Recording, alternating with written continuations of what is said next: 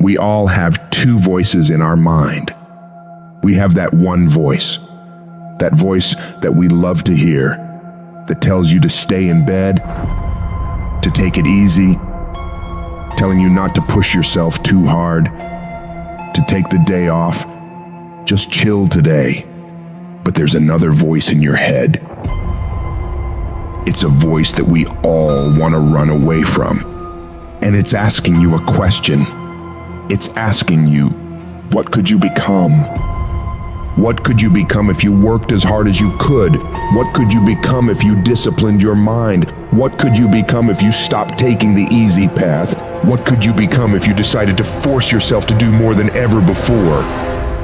You must listen to that voice. Listen to those questions it's asking. That voice is the beast inside you, trying to make its way out. When you want something, don't expect the world to just hand it to you. Life's not gonna give you shit for free. There's no handouts. No one's coming to say, oh, you want this? Great, we wanna give this to you. No, life isn't like that. But guess what? That's how most people see success. They think of it as if you just do a few things and you instantly become a winner.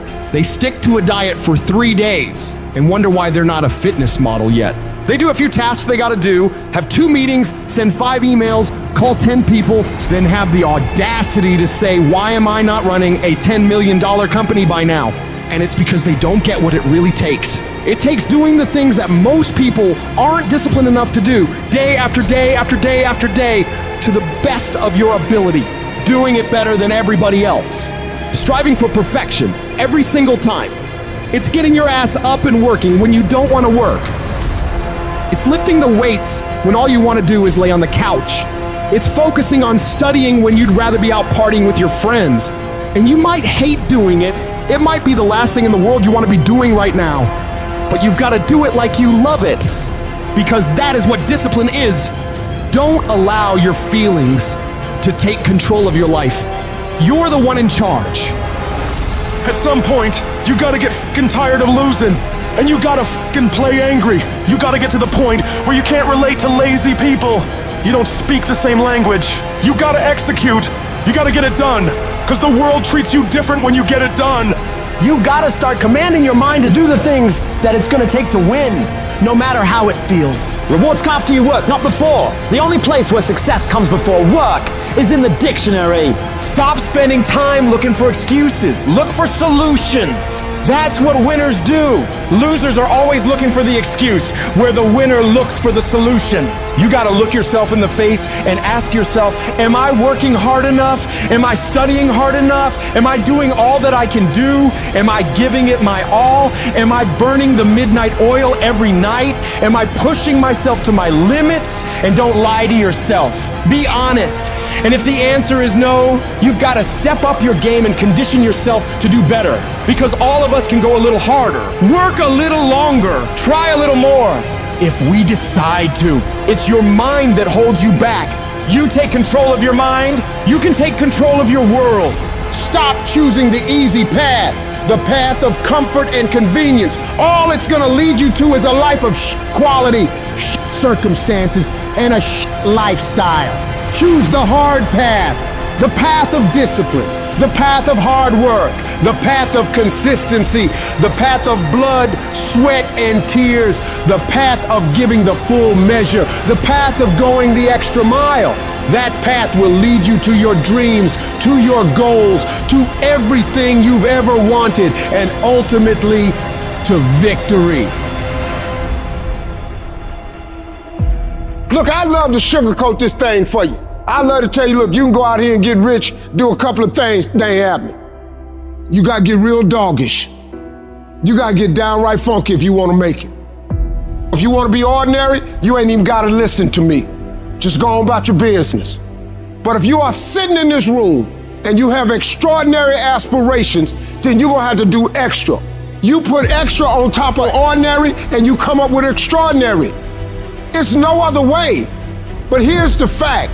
All of you have extraordinary capabilities. All of you.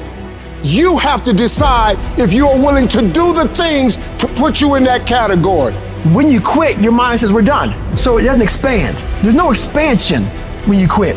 When you say f you, this sucks, I'm drowning, I'm miserable, I'm suffering, I'm broken, but I'm not going anywhere. What happens to your mind, it says, he's not leaving. So we gotta expand.